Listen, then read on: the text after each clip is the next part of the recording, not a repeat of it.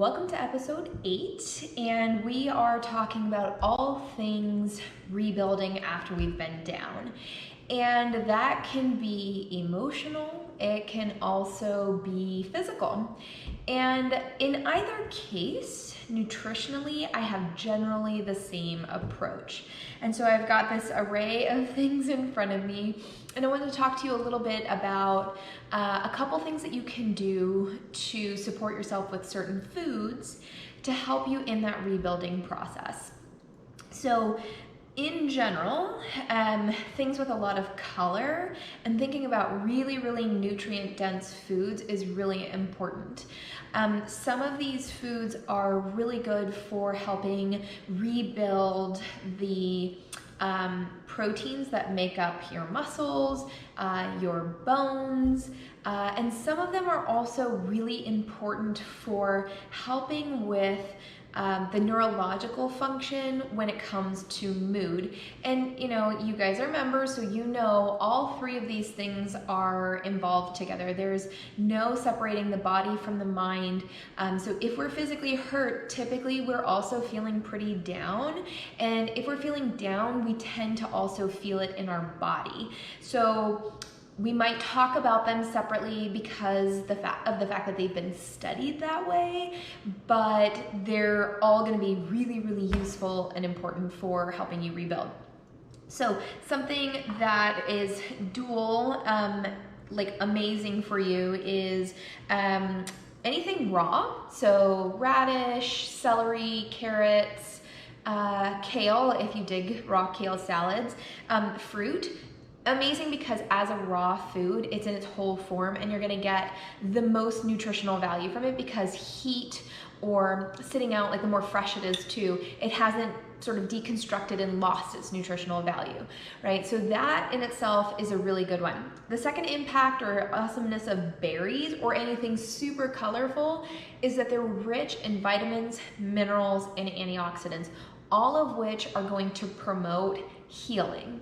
So anything you can do that's raw and super colorful, amazing. So you might take these, toss them in the blender, might eat them raw. I just think that that's delicious. So snack break in the middle of the video, I guess. Number 2 is broth. Okay, this one happens to be a bone broth. I'll have both mineral broth and a bone broth recipe for you sent with the episode. This can be purchased at the store. I find it to be a little pricey. It's super easy to make at home. It just takes a little planning. So open yourself to the idea, especially if you're watching your budget, that this is something you can definitely make, and it's much more tasty than the boxed stocks. And stock is more for deglazing, like if you've sort of browned some meat or some vegetables and then you want to have the flavor come off. Broth is really it's sat in the pot and it's kind of like tea, with tea, which we're going to get to in a moment. All of the goodness. So typically you have some meat or bones. If you're doing just a mineral broth, you would not do that. Some kind of assortment of vegetables and some herbs. And the cool thing about making it at home is the cost is a lot less.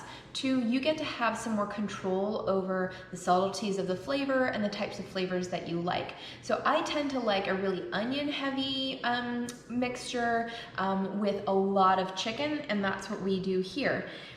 You're gonna get all of the goodness coming out of the bones and the cartilage from the animal that you're making the broth with, as well as all of the nutritional value from the onions, the carrots, the celery. If you're doing more of a mineral broth, you're gonna get the potatoes, all that potassium in there. So there's a lot of benefit to doing broths in that they really take all of the goodness out of whatever you've cooked them in, or the water is going to help take all of that goodness out. So whatever ingredients you use, you're gonna get the best of all of their essences.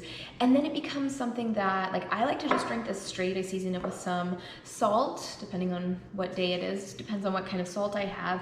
But you're gonna get some benefit from just drinking it straight. You could use it to make soups. You can also use it to deglaze just like you would a stock, but there's lots of different ways that you can sort of sneak this in or use this as its own supplement, but again, it's food, right? The third thing I want to talk about is healthy fats. Now, I'm having some coconut milk here, some coconut oil. Oftentimes cholesterol and talking about it can be more in the context of something super scary. You know, am I over 200 or not? Putting that on hold for a moment. And of course, if you have any issues with your cholesterol, you're going to talk to your doctor about this first. But the purpose of cholesterol, amongst a lot of other things, is to help repair when we have tears or any kind of injury, all right? And so choosing fats that are not refined, so more thinking like extra virgin olive oil, your coconut oils, avocado, even whole olives over olive oil would be a good choice, but you do want to make sure that you're including some fat and some really good quality fats in your diet if you've been feeling down or you're recovering from an injury, because those are actually going to help you rebuild and they give you the building blocks to also reset your mind. So having some kind of a healthy fat, coconut happens to be a really easy one. Like I said, olives, avocado, those are some other good ones. Okay, so we've got raw and some colorful things, broths, good fats.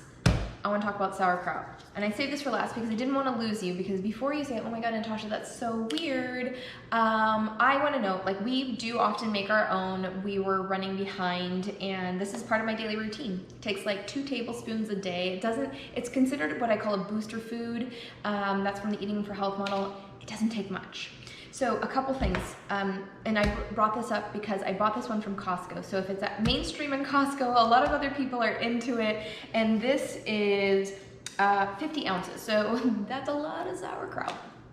It doesn't take much. You can put it on top of soups, you can eat it plain, you can eat it on top of hot dogs.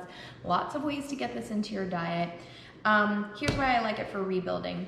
You know, more than 70%, and it's closer to over 80% of your immune system is in your gut. And that part of the system that's going to help you in your rebuilding process. And the healthier our bacteria balance is in our gut, the more able our body is to respond to stress and demands. Sauerkraut happens to be one of the easiest ways you can help with your gut bacteria, okay? There's lots of other reasons. It helps detoxify. There's some really cool things about it. It's tasty, but that is an easy one that you can add in there. You might like kimchi. There might be some other things, kombucha. Other fermented foods might be part of your recovery process. This happens to be mine.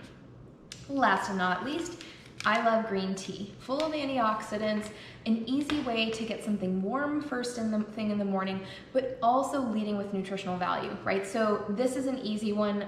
I'm gonna go ahead and go make myself a cup of tea right now. Give any one of these a try and, you know, play with it a little bit. It doesn't have to be coconut. It can be another type of fat. It doesn't have to be raw fruit. It can be raw carrots. It doesn't have to be homemade bone broth, but do try that. I think you'll be pleasantly surprised how easy this is to make. And trying to add some more fermented foods into your diet. Again, kombucha, miso, sauerkraut, kimchi, those are all really great options. So all of these are going to support both mental and physical rebuilding. Give them a try and let me know what you think.